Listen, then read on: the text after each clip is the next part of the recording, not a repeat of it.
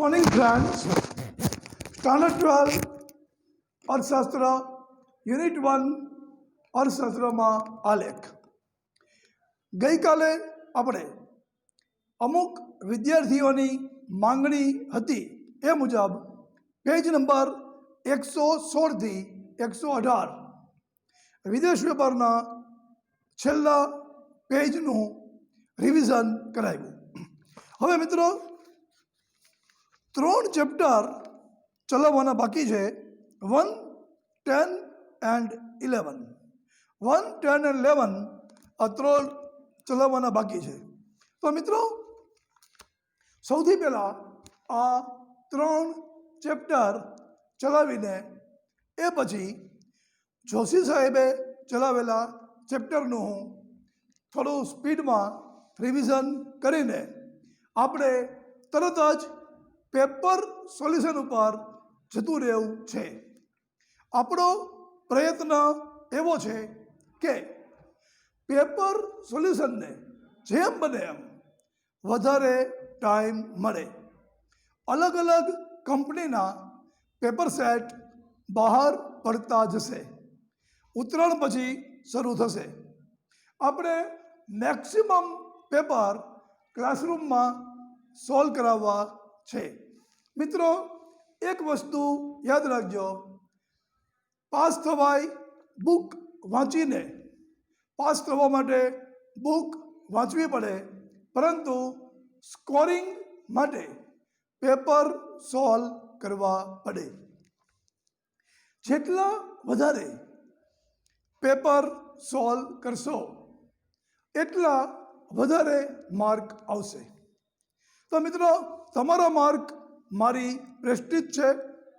मने पण तमारा मार्क में एटलो ज बिजनेस इंटरेस्ट है। तो अपना बन्नेना स्वार्थ माटे आपणे मैक्सिमम मार्क लाववा छे अने ई माटे मैक्सिमम टाइम पेपर सोल्यूशन ने आपवो छे।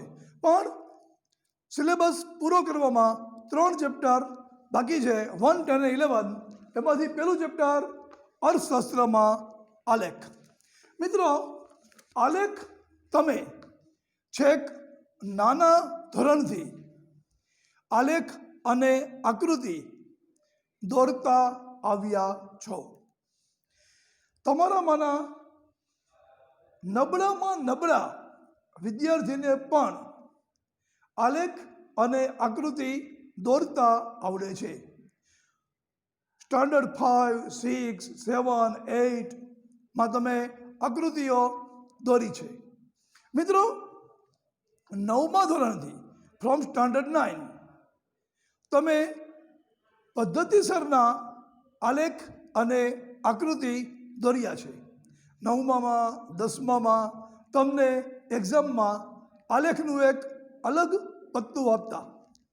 11मा में तो आलेख केम दौरवा एनु चैप्टर नहीं, अर्थशास्त्र में आलेखनु चैप्टर है। मित्रों अपने शेर बजारनी चेनल जोईए के कोई बिजनेस चेनल जोईए के कोई बिजनेसनु न्यूज इंटरनेट पर वाँचीए, बधामां ग्राफ आवे छे अने एनु अर्थशास्त्र में अर्थघटन केवी रीते करवू। काल सवारे तमे कोई मोटी नौकरी करशो, बिजनेस करशो तो इन्फॉर्मेशन इनपुट माहिती एकठी करीने भविष्यना आयोजन करवा पड़शे अने एमां आवा आलेखनु अर्थघटन करवू पड़शे। माटे कॉमर्सना भागरूपे तमने आ शीखववामां आवी रह्युं छे। चलो मित्रों वधारे टाइम नहीं बगाड़ता डायरेक्ट पारिभाषिक शब्दों पर।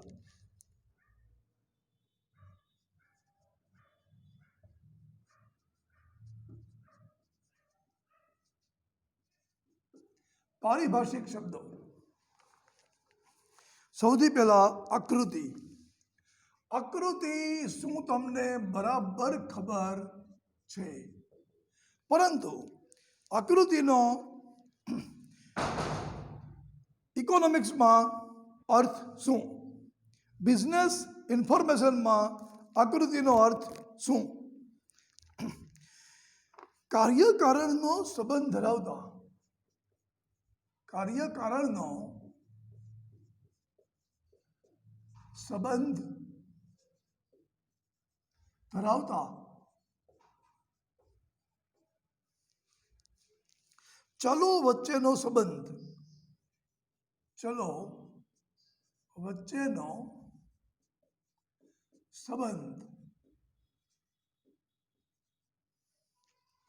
રેખાંકિત કરવામાં આવતા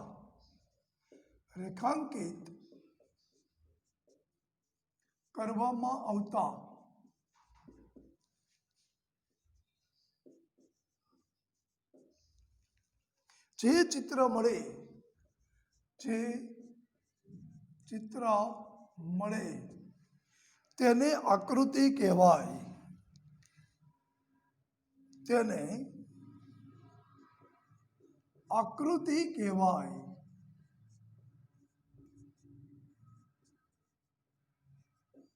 તો મિત્રો, આકૃતિ એટલે શું?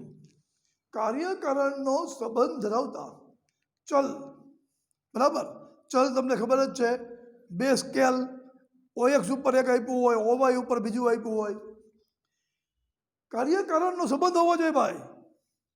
બરાબર, મંગળ ગ્રહની જમીન અને ભારતની ઠંડી, એની વચ્ચે કોઈ આકૃતિ કે આલેખ ન હોઈ શકે. પણ ભારતના પ્રોડક્શનનો ડેટા અને ભારતનો શેર બજારનો આંક, એ બેની વચ્ચે સંબંધ હોઈ શકે.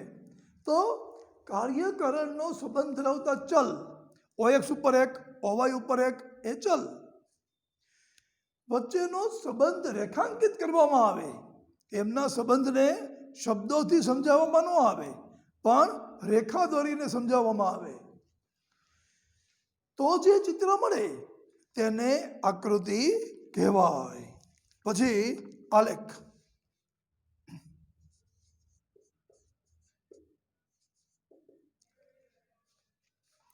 અસ્પષ્ટ આંકડાકીય માહિતી માટે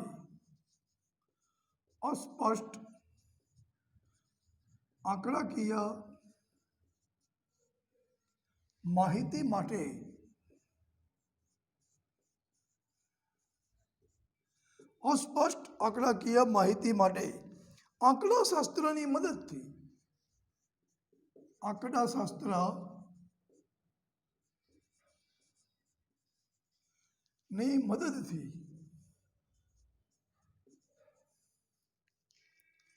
સ્પષ્ટતા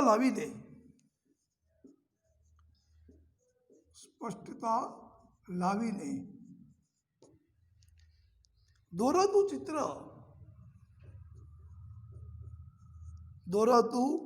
ચિત્ર એટલે આલેખ.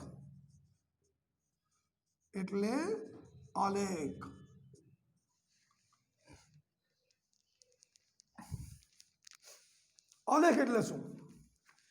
આંકડાશાસ્ત્રની મદદથી સૌથી પહેલી વાત, આલેખમાં સ્ટેટિસ્ટિકલ સેન્સનો ઉપયોગ થાય, આંકડાકીય સૂઝનો ઉપયોગ થાય. આંકડાશાસ્ત્રની મદદથી સ્પષ્ટતા લાવીને સ્ટેટિસ્ટિકલ ક્લેરિટી હોવી જોઈએ. શું હોવું જોઈએ? આકૃતિમાં અને આલેખમાં ફેર શું? Statistical clarity. આકૃતિમાં સ્ટેટિસ્ટિકલ ક્લેરિટી હોય પણ ખરી, ન પણ હોય. આલેખમાં સ્ટેટિસ્ટિકલ ક્લેરિટી, આંકડાકીય સ્પષ્ટતા હોવી જ જોઈએ, નહીતર આલેખ દોરી શકાય નહીં. અસ્પષ્ટ આંકડાકીય માહિતી માટે આંકડાશાસ્ત્રની મદદથી સ્પષ્ટતા લાવીને દોરાતું ચિત્ર એટલે આલેખ. થર્ડ, સ્તંભ આકૃતિ.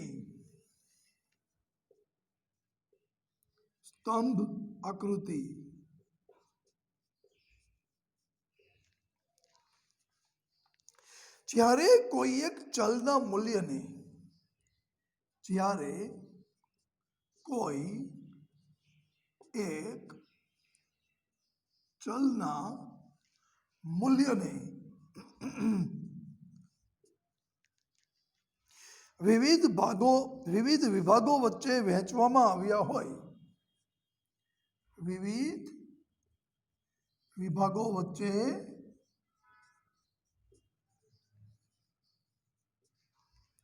વહેંચવામાં આવ્યા હોય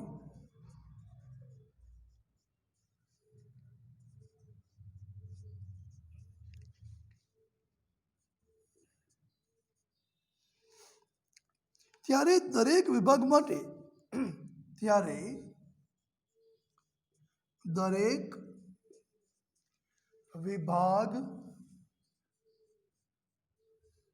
માટે સમાન આધાર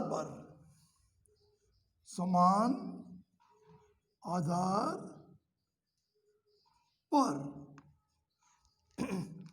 એક સ્તંભ દોરવામાં આવે,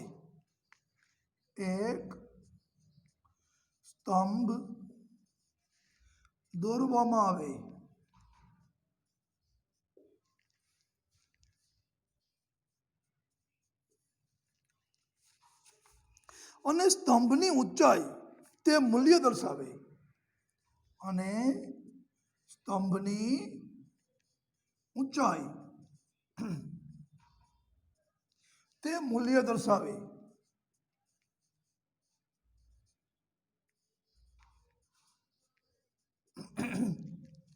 તેવી આકૃતિને સ્તંભાકૃતિ કહેવાય છે. તેવી આકૃતિને સ્તંભાકૃતિ કહેવાય છે.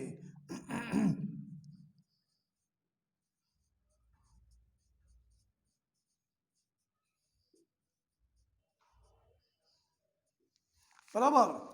સ્તંભાકૃતિ એટલે શું?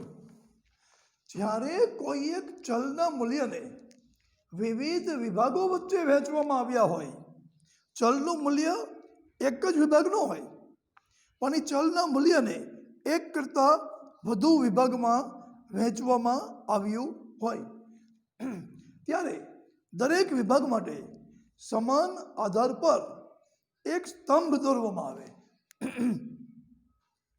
આધાર સમાન OX, પણ એની પર સ્તંભ બે. એક જ જાતના ડેટા માટે બે સ્તંભ, કારણ કે એના બે વિભાગ છે. અને સ્તંભની ઊંચાઈ તે મૂલ્ય દર્શાવે, અને સ્તંભની ઊંચાઈથી જ ખબર પડી જાય કયો ડેટા વધારે છે, કયો ડેટા ઓછો છે. સ્તંભની ઊંચાઈ તે મૂલ્ય દર્શાવે, તેવી આકૃતિને સ્તંભાકૃતિ કહેવાય છે. જ્યારે કોઈ એક ચલના મૂલ્યને, માનો કે ચલનું મૂલ્ય એટલે કોઈ એક શાળાના વિદ્યાર્થી, કોઈ એક સ્કૂલના વિદ્યાર્થી ચલનું મૂલ્ય. જ્યારે કોઈ એક ચલના મૂલ્યને વિવિધ વિભાગો વચ્ચે વહેંચવામાં આવે, વિવિધ વિભાગો એટલે બોયઝ એન્ડ ગર્લ્સ, તો બે વિભાગ થયા. 2010માં કેટલા વિદ્યાર્થી હતા? એના બે સ્તંભ, બોયઝ એન્ડ ગર્લ્સ. 2011માં કેટલા વિદ્યાર્થી હતા? બોયઝ એન્ડ ગર્લ્સ, બે સ્તંભ. 2012માં કેટલા વિદ્યાર્થી હતા? બે સ્તંભ, બોયઝ એન્ડ ગર્લ્સ. જ્યારે કોઈ એક ચલના મૂલ્યને વિવિધ વિભાગો વચ્ચે વહેંચવામાં આવે, ત્યારે દરેક વિભાગ માટે સમાન આધાર પર સ્કૂલની સંખ્યા OX ઉપર સમાન આધાર પર એક સ્તંભ દોરવામાં આવે. બોયનો સ્તંભ, ગર્લનો સ્તંભ, આધાર સમાન, યર, વર્ષ સમાન આધાર, સ્તંભ બે, બોયઝ ને ગર્લ્સ. સમાન આધાર પર એક સ્તંભ દોરવામાં આવે, અને સ્તંભની ઊંચાઈ તે મૂલ્ય દર્શાવે. બોયઝ વધારે તો બોયઝનો બાર ઊંચો, સ્તંભ ઊંચો, ગર્લ્સ ઓછા, ગર્લ્સનો સ્તંભ નીચો. તેવી આકૃતિને સ્તંભાકૃતિ કહેવાય છે. સમજાઈ ગયું? જ્યારે કોઈ એક ચલના મૂલ્યને વિવિધ વિભાગો વચ્ચે વહેંચવામાં આવ્યા હોય, ત્યારે દરેક વિભાગ માટે સમાન આધાર પર એક સ્તંભ દોરવામાં આવે, અને સ્તંભની ઊંચાઈ તે મૂલ્ય દર્શાવે. તેવી આકૃતિને સ્તંભાકૃતિ કહેવાય છે. મિત્રો પછી આવે છે વૃત્તાંશ આકૃતિ.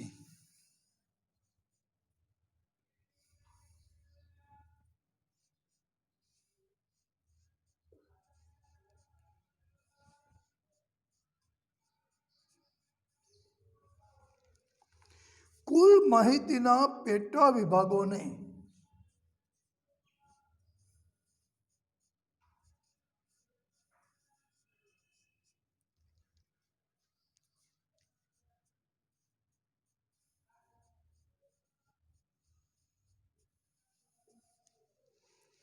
વર્તુળના અંશના પ્રમાણમાં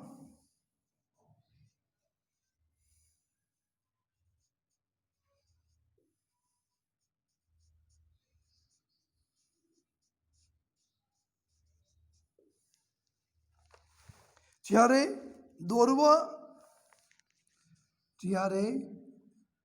દોરવા કે દર્શાવવામાં આવે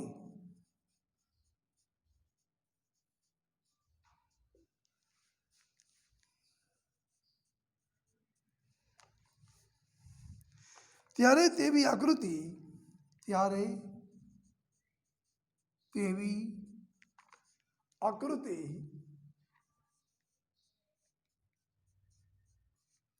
વૃત્તાંશ આકૃતિ કહેવાય છે.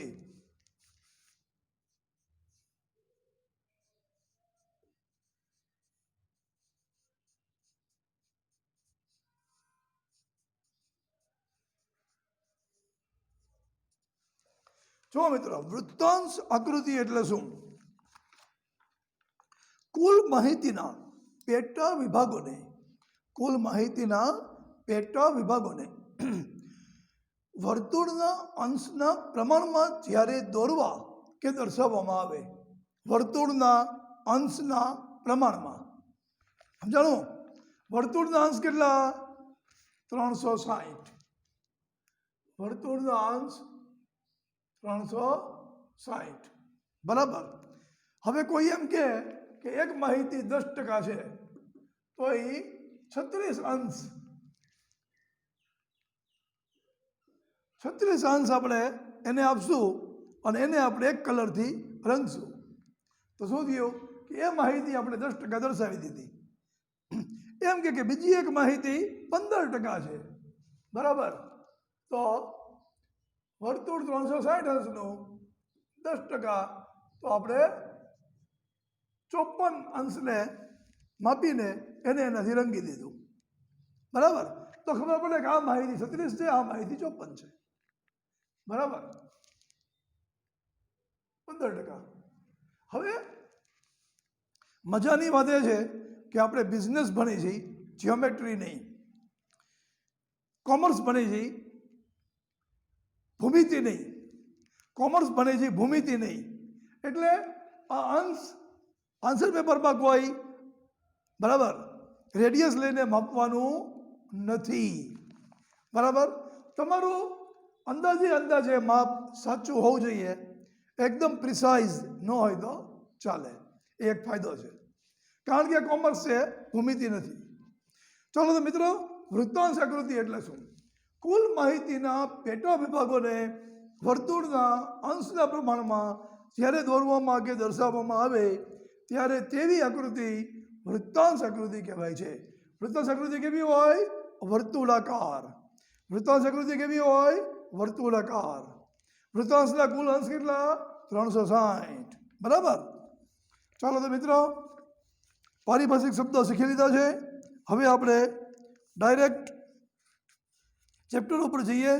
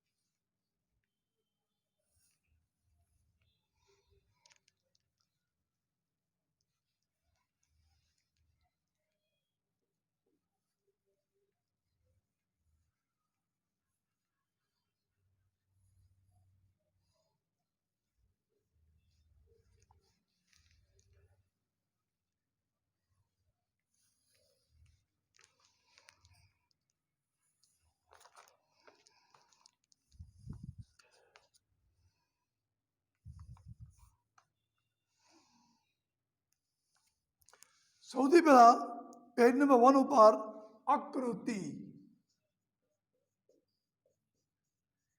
મિત્રો, આકૃતિનો અર્થ આપણે પારિભાષિક શબ્દોમાં જાણી લીધો છે, પરંતુ એ સિવાયની બાબતો જાણીએ. આકૃતિ દોરવા માટે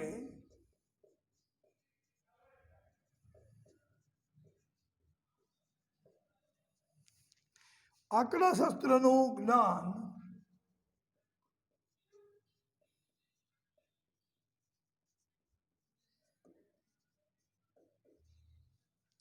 જરૂરી નથી હોતું.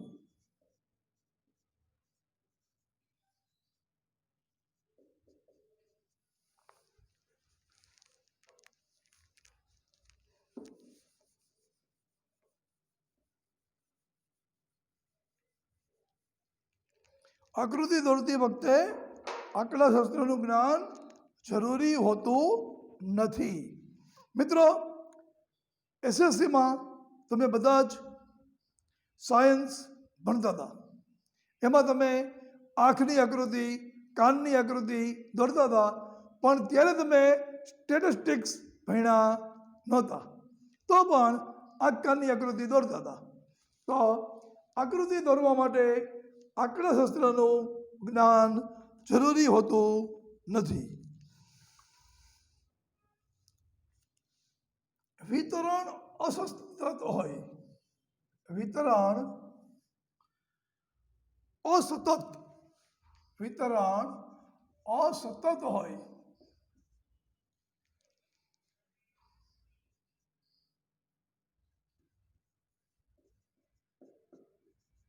ત્યારે આકૃતિનો ઉપયોગ કરવામાં આવે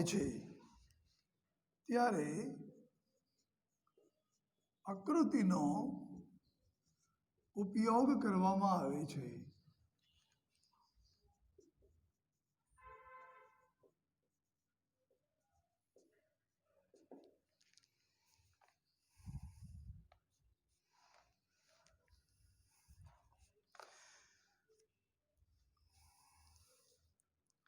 આકૃતિનો ઉપયોગ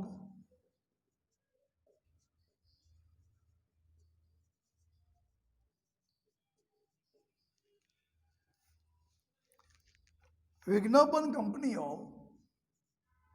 વિજ્ઞાપન એટલે એડવર્ટાઇઝમેન્ટ, જાહેરાત, વિજ્ઞાપન કંપનીઓ આકર્ષણ ઊભું કરવા માટે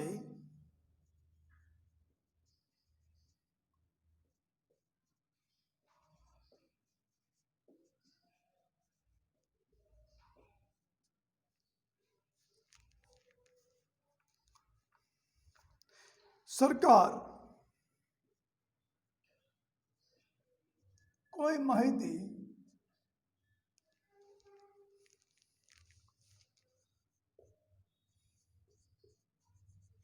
લોકો સુધી પહોંચાડવા માટે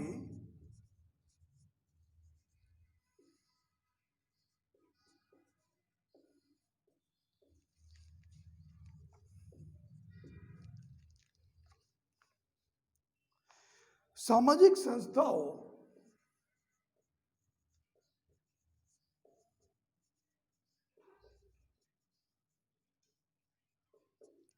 જાગૃતિ ફેલાવવા માટે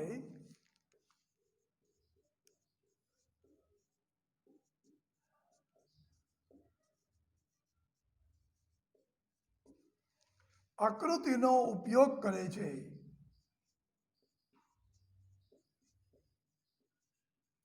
આકૃતિનો ઉપયોગ કરે છે.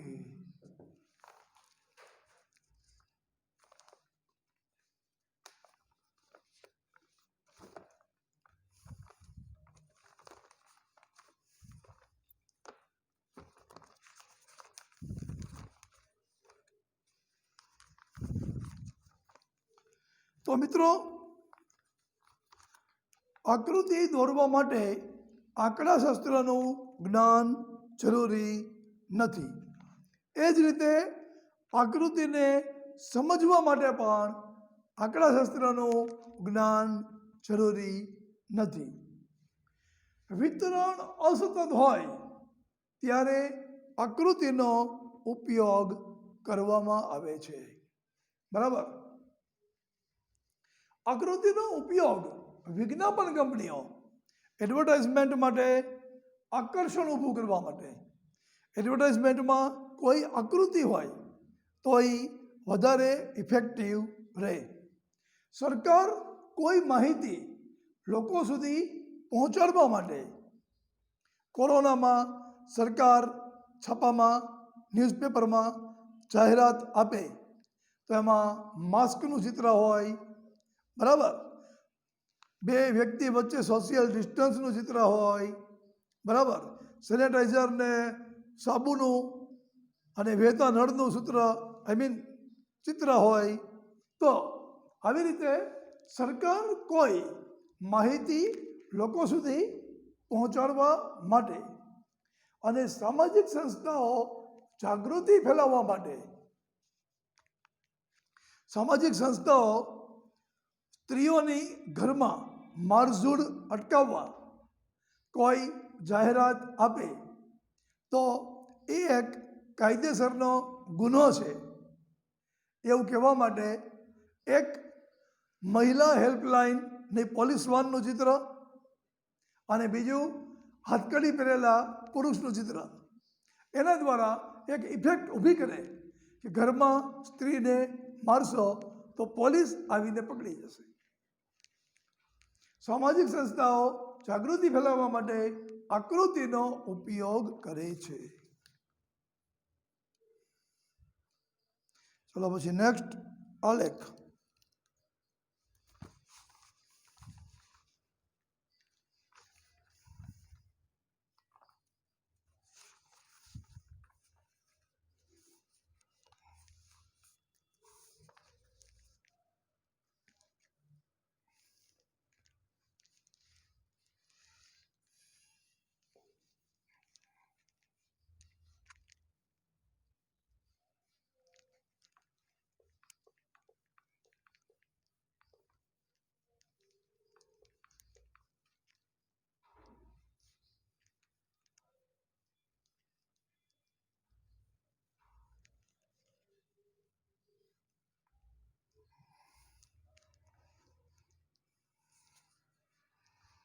આલેખ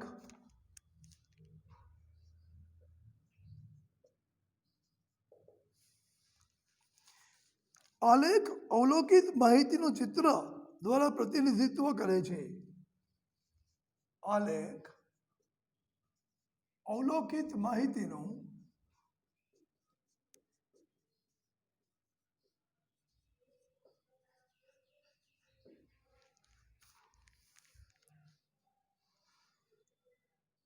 આકૃતિની જેમ જ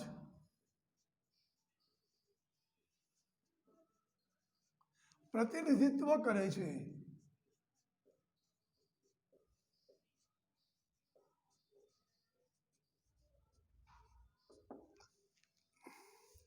પરંતુ આલેખ માટે વપરાતી માહિતી સ્વયં સ્પષ્ટ હોતી નથી. પરંતુ આલેખ માટે વપરાતી માહિતી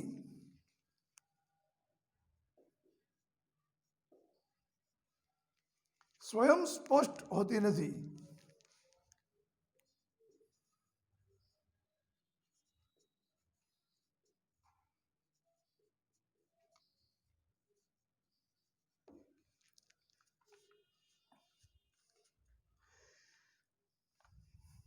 સતત વિતરણવાળી માહિતીને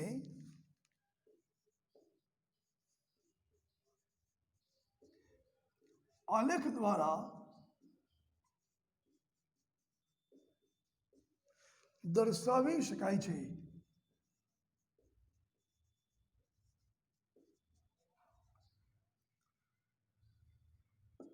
સતત વિતરણ ધરાવતી માહિતીને આલેખ દ્વારા દર્શાવી શકાય છે. આલેખને દોરવા અને સમજવા માટે આલેખને દોરવા તેમજ સમજવા માટે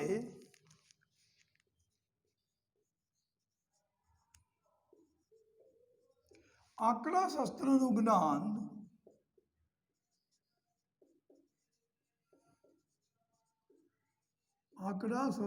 જ્ઞાન જરૂરી છે.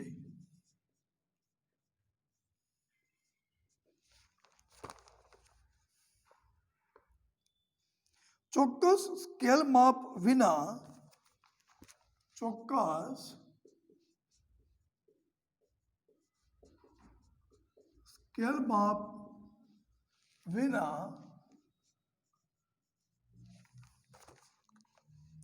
આલેખ દોરી શકાતો નથી. આલેખ દોરી શકાતો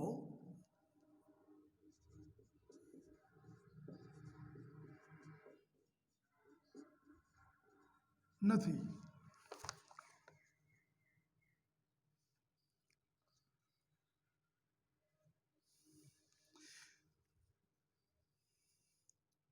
આલેખનો ઉપયોગ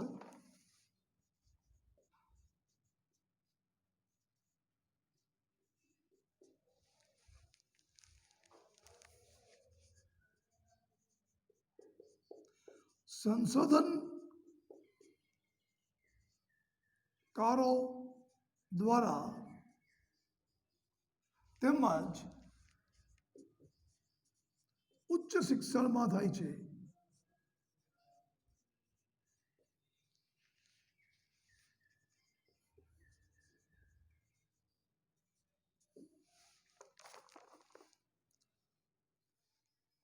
બરાબર. તો આલેખ વિશે પણ જાણી લઈએ. આલેખ અવલોકિત માહિતીનું આકૃતિની જેમ જ પ્રતિનિધિત્વ કરે છે, પરંતુ આલેખ માટે વપરાતી માહિતી સ્વયં સ્પષ્ટ હોતી નથી. આલેખને જોવાથી સ્પષ્ટ થાય. સતત વિતરણવાળી માહિતીને આલેખ દ્વારા દર્શાવી શકાય છે, અસતતને નહીં. એ માટે આકૃતિ. આલેખને દોરવા તેમજ સમજવા માટે આંકડાશાસ્ત્રનું જ્ઞાન જરૂરી છે. સ્ટેટિસ્ટિક્સ ન આવડતું હોય એ માણસ આકૃતિ દોરી શકે. સાયન્સવાળા પણ આંખની કાનની આકૃતિ દોરે છે, પરંતુ આલેખ દોરી શકે નહીં. ચોક્કસ સ્કેલ માપ વિના આલેખ દોરી શકાતો નથી. મિત્રો, તમે એસએસસીમાં આંખની કાનની આકૃતિ દોરતા હતા સાયન્સમાં, પણ એમાં કોઈ સ્કેલ માપની જરૂર નહોતી. પણ આલેખમાં સ્કેલ માપ જરૂરી છે. આલેખનો ઉપયોગ સંશોધનકારો દ્વારા રિસર્ચ તેમજ ઉચ્ચ શિક્ષણમાં થાય છે. MBA અને CAમાં પણ આલેખ આવશે. શેર બજારને સમજવા માટે, બજેટને સમજવા માટે, કોઈ પણ બિઝનેસના ટ્રેન્ડને સમજવા માટે આલેખ દ્વારા ઉચ્ચ શિક્ષણમાં પ્રેઝન્ટેશન અપાય છે. PPT પ્રેઝન્ટેશન અપાય છે. બરાબર. આલેખ અવલોકિત માહિતીની આકૃતિનું જેમ જ પ્રતિનિધિત્વ કરે છે. માહિતી બે રીતે દર્શાવી શકાય, આલેખથી, આકૃતિથી. પરંતુ આલેખ માટે વપરાતી માહિતી સ્વયં સ્પષ્ટ હોતી નથી. આલેખથી સમજી શકાય. સતત વિતરણવાળી માહિતીને આલેખ દ્વારા દર્શાવી શકાય છે, અસતત માહિતી નહીં, અસતત ડિસ્ટ્રીબ્યુશન નહીં. આલેખને દોરવા તેમજ સમજવા માટે આંકડાશાસ્ત્રનું જ્ઞાન જરૂરી છે. ફ્રીક્વન્સી, આવૃત્તિ વિતરણ. ચોક્કસ સ્કેલમાપ વિના આલેખ દોરી શકાતો નથી. બરાબર. અહીંયા 1 2 3 4 હોય, OX ઉપર, OY ઉપર 1 2 3 4 હોય તો જ તમે દોરી શકો. આલેખનો ઉપયોગ સંશોધનકારો રિસર્ચમાં આલેખનો ઉપયોગ થાય છે, તેમજ ઉચ્ચ શિક્ષણમાં આલેખનો ઉપયોગ થાય છે. ઓકે મિત્રો, આપણે આવતા લેક્ચરમાં કન્ટિન્યુ કરશું. આવતા લેક્ચરમાં આપણે ફર્સ્ટ ચેપ્ટર શરૂ કર્યું છે અને ફર્ધર મોર કન્ટિન્યુ કરશું. અત્યારે હાલ લેક્ચર અહીંયા રાખીએ છીએ.